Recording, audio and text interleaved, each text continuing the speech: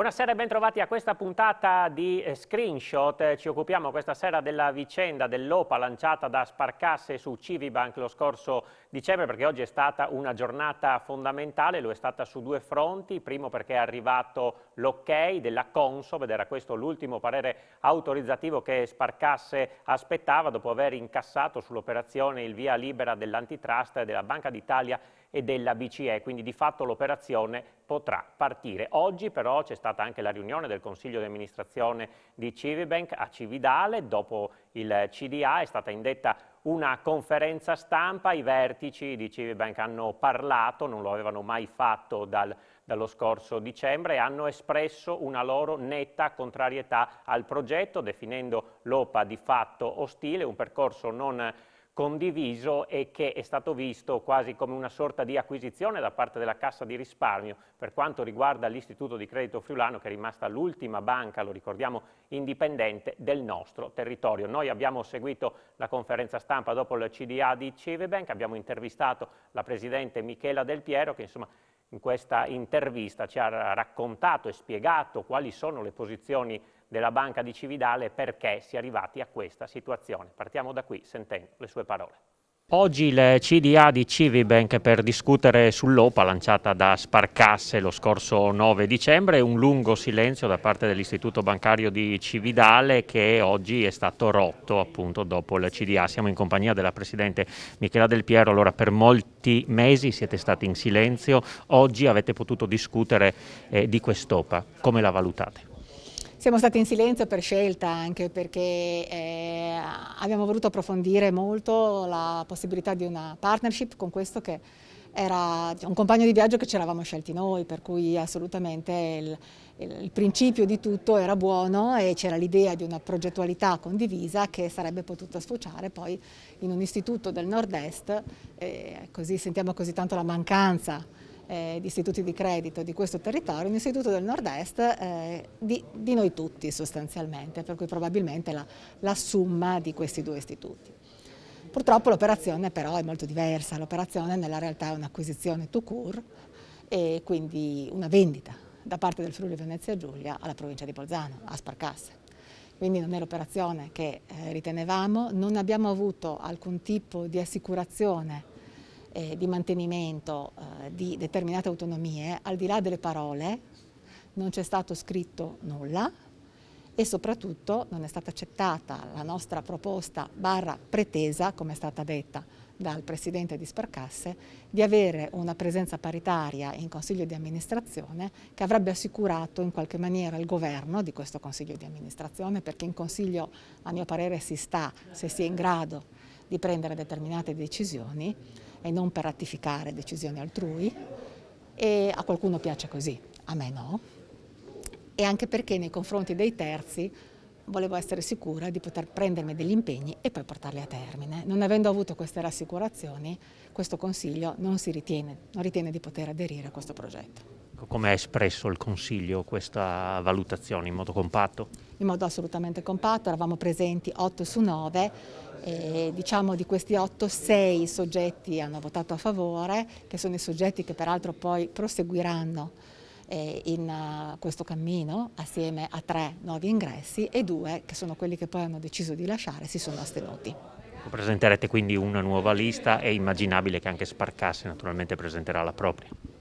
Certamente sarà una lista a quel punto però che avrà sicuramente dei connotati del Friuli Venezia Giulia, ma scelti da loro, che era l'obiettivo. La paura principale è quella di disperdere il valore che è stato creato in questi anni, in cui insomma avete presentato anche un ultimo bilancio con un utile piuttosto importante, e di consegnarlo di fatto all'Alto Adige. Sicuramente è un lavoro che abbiamo fatto giorno dopo giorno per 7-8 anni, una ricostruzione fatta tutti assieme, il Consiglio, la banca, il territorio che ci ha creduto. Ecco, io questo non mi sento di consegnarlo e di fare in modo che qualcun altro ne goda.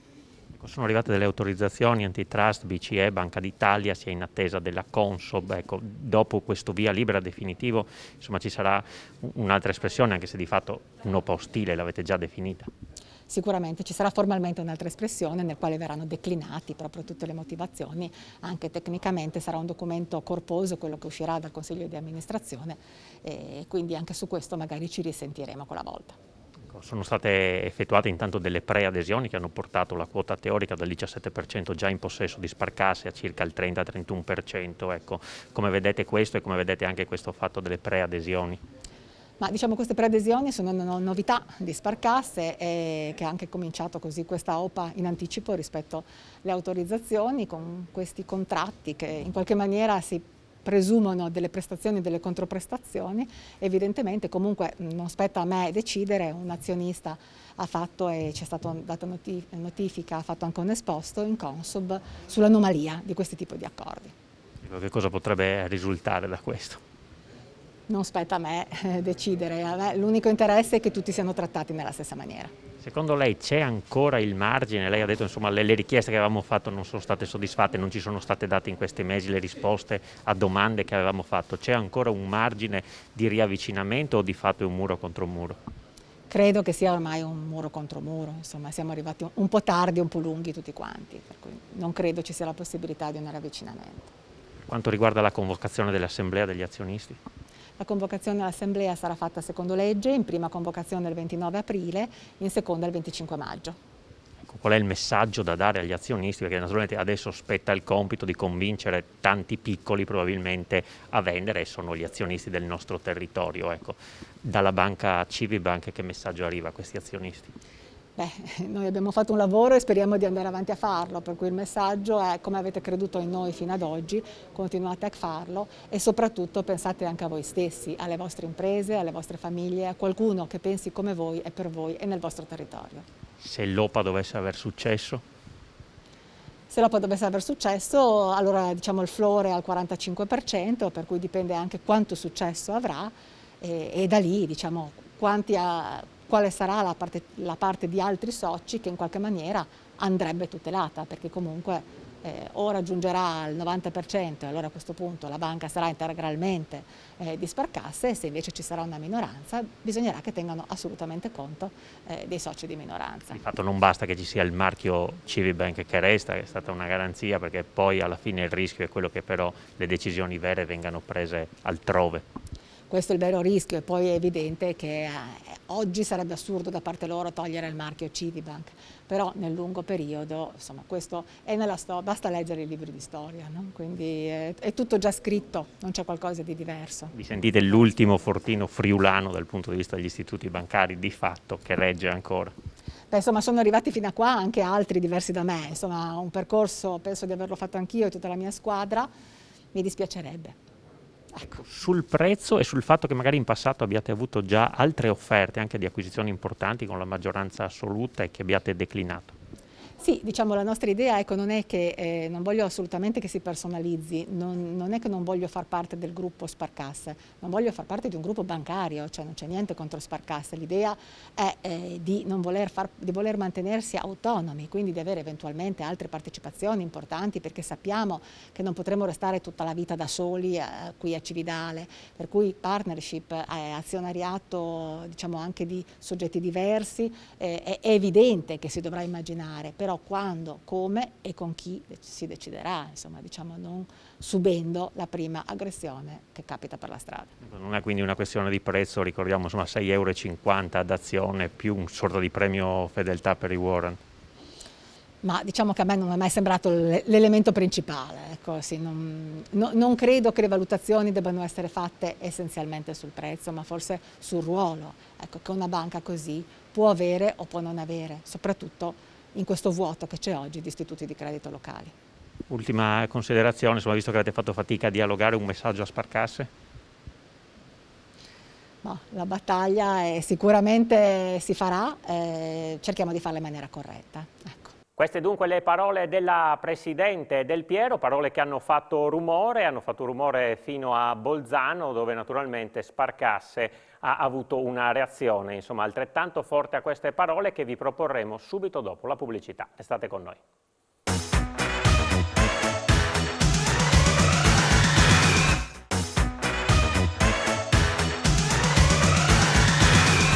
Di nuovo in compagnia di Screenshot, fari puntati sulla vicenda Civibank Sparkasse con l'OPA che ha ottenuto oggi il via libera dalla Consob, quindi potrà partire, però come abbiamo detto e visto nella prima parte di trasmissione, sicuramente tutto questo non ha fatto piacere a Civibank, che oggi in una conferenza stampa ha ribadito, anzi ha detto per la prima volta il suo no fermo al progetto. Parole che a Bolzano sono state prese sicuramente in maniera non gradevole, insomma un po' un muro contro muro in questa vicenda. Noi per fare chiarezza, per sentire che cosa ribatte Sparcasse alle parole di Civibank, abbiamo sentito l'amministratore delegato Nicola Calabrò e lo abbiamo sentito in questa intervista che vi proponiamo.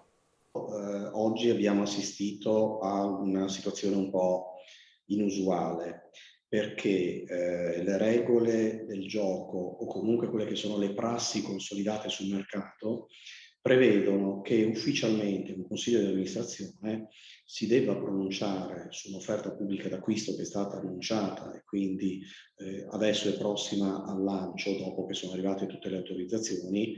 Fra l'altro colgo l'occasione per segnalare che oggi alle 14:25 è arrivato anche l'ultimo degli ok che aspettavamo, ovvero quello della Consob, e pertanto si sono realizzate tutte le condizioni per poter far partire l'operazione. Normalmente un consiglio di amministrazione della banca Target ha il diritto e il dovere di esprimersi per completare questo ciclo formale nel momento in cui viene pubblicato il documento di offerta, che sulla base dell'autorizzazione ricevuta oggi viene pubblicato nella giornata di domani. Quindi sulla base del documento di offerta ci sarebbe dovuta essere questa espressione.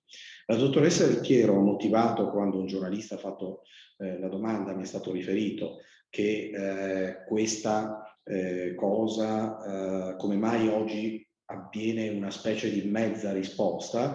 Lei mi è stato riferito che ha argomentato dicendo beh, intanto noi ci pronunciamo sul fatto che l'operazione la consideriamo ostile e poi ci esprimeremo molto più completamente quando è previsto di doverlo fare fra qualche giorno. Però questo è inusuale perché normalmente uno fa tutto nello stesso momento, però ne prendiamo atto, uno è libero di fare le cose come ritiene ovviamente. Ci sono però degli elementi che secondo noi non sono corretti, ovvero nel momento in cui mi è stato riferito che la Presidente e il Vicepresidente hanno argomentato ma qual è il vero motivo sulla base del quale avete deciso di considerare questa operazione ostile. Pare che quello che sia stato detto è perché non abbiamo ricevuto conferme scritte, impegni formali, ecco, tutto questo tema della formalità o del fatto che mancassero le rassicurazioni da parte di Sparcasse è un elemento che io posso ovviamente controbattere. In data 7 febbraio il nostro Consiglio di amministrazione ha deciso di inviare una comunicazione scritta, formale a mezzo posta certificata al Consiglio di amministrazione di Civibank e al direttore generale di Civibank, con il quale documenti che avevano l'obiettivo di rappresentare proprio nero su bianco qual era la nostra idea di banca del futuro, qual era l'idea dei nostri rapporti che ci sarebbero stati tra la controllante e la controllata, quali sarebbero stati i modelli di autonomia gestionale del credito e commerciale, e mettere nero su bianco anche che si sarebbe andati su un orizzonte temporale che non avrebbe mai visto questo orizzonte temporale pensare minimamente a una fusione, e quindi tutto quello che doveva essere messo nero su bianco è stato messo nero su bianco. Ma le dirò ancora di più, noi abbiamo in quella sede, su richiesta di Civibank, consegnato a Civibank in anteprima il documento di offerta Consob. Il 7 febbraio l'allegato di questo documento, che era già di per sé molto articolato, era lo stesso documento di offerta che domani viene pubblicato e che quindi tutti, compreso gli addetti ai lavori, i giornalisti, potranno vedere, conteneva già al suo interno esattamente questo tema della tutela dell'autonomia di Civibank. Perché metterlo addirittura nel documento di offerta rappresentava, secondo noi, un impegno ancora più forte, perché non era uno scambio che rimaneva fra noi e Civibank. Quello che domani potranno leggere tutti i soci di Civibank è che il tema delle autonomie di Civibank è messo nero su bianco di fronte a tutti, come gesto di grande apertura, di cui ci saremmo presi un impegno non solo nei confronti del CDA di Civibank, ma di tutti i soci di Civibank, clienti di Civibank, territorio e stakeholder. Quindi questo è un tema che sinceramente trovo poco corretto aver invece detto che noi non abbiamo messo, ma domani sarà di dominio pubblico. La Presidente Del Piero diceva anche che non c'erano state garanzie sul management, diciamo un consiglio di amministrazione paritario, ad esempio, che potesse tutelare anche alla lunga, in un certo modo, un controllo. Ha parlato anche di acquisizione da parte di Sparcasse su Civibank, ha parlato anche del valore creato e che 180 milioni di euro del Friuli Venezia Giulia migreranno in questo modo a favore del Trentino Alto Adige e quindi anche dei servizi di quella regione.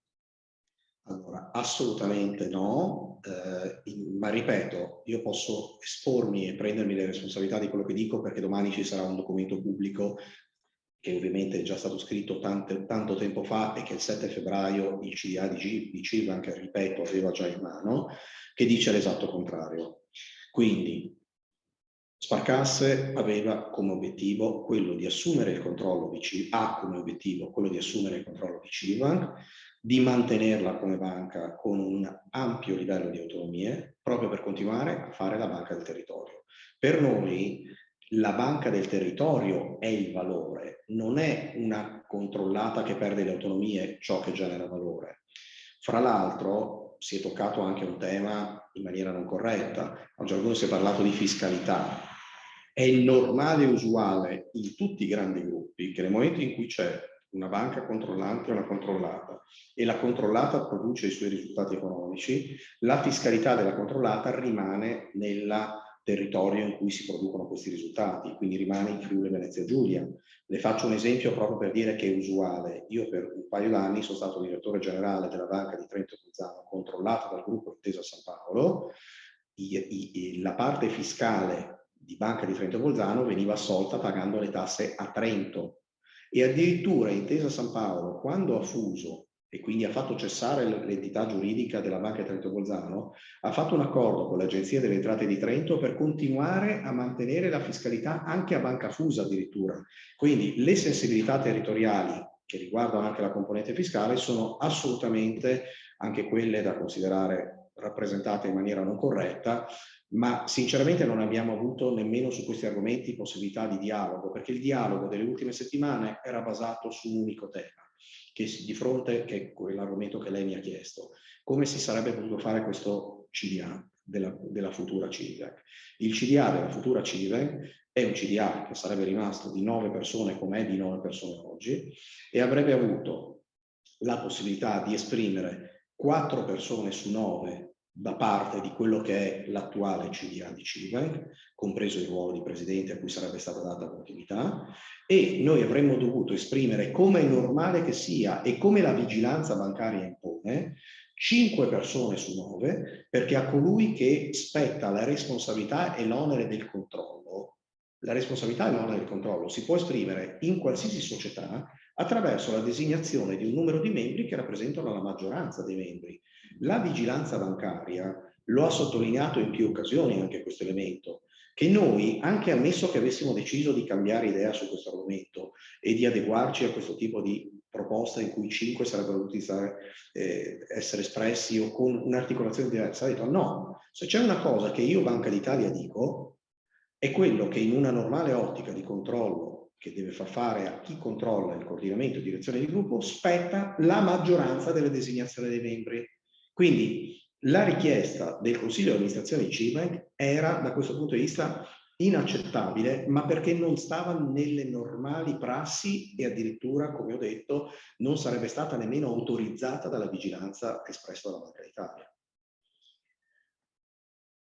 Adesso non c'è un pochino il rischio che si vada di fatto a una sorta di guerra, però un po' a caccia degli azionisti che vogliono vendere le quote, insomma era partita da parte vostra come un'opera friendly, così però pare non essere stata recepita da parte di Civibank. Adesso insomma il percorso, lo scenario che si apre con queste prospettive, quale può essere?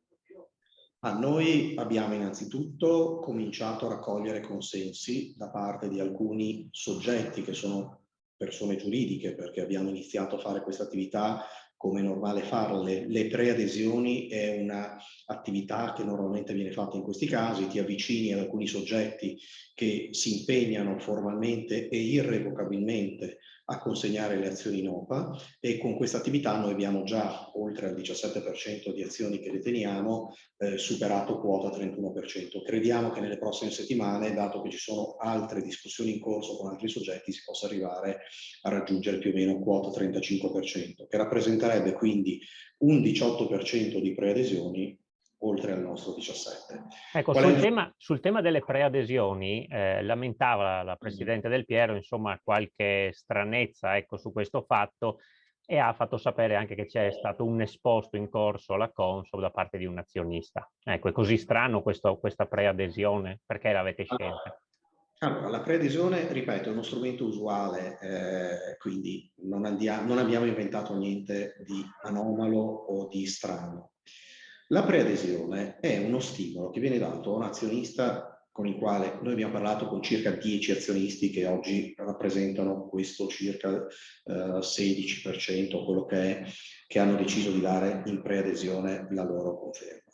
Allora, noi cosa abbiamo fatto? Noi abbiamo chiesto a queste controparti se erano disponibili a darci una preadesione, sottolineando che lo spirito della preadesione... Allora, per di tutto abbiamo detto, ma voi vorreste partecipare all'OPA? Sì. Bene, allora vi possiamo chiedere se siete disponibili questo impegno a formalizzarlo, perché se lo formalizzate date un bel segnale di gradimento della nostra operazione che noi abbiamo tutto il motivo di voler avere, perché la preadesione di fatto aveva come unico obiettivo quello di trasmettere al territorio un segnale che tutti quelli che sono gli azionisti più importanti che hanno già aderito o che stanno aderendo, alla fine saranno praticamente quasi tutti, tramite la preadesione lanciavano un messaggio: l'operazione di Sparcasse è una bella operazione, perché altrimenti non l'avrebbero fatto.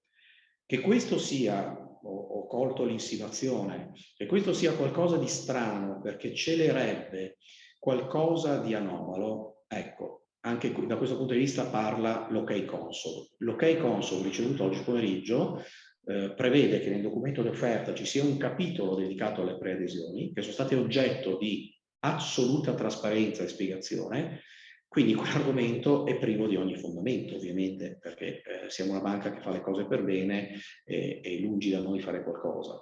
Il dubbio che la preadesione nasconda qualcosa? Allora, se qualcuno vuole lanciare delle insinuazioni ne risponderà.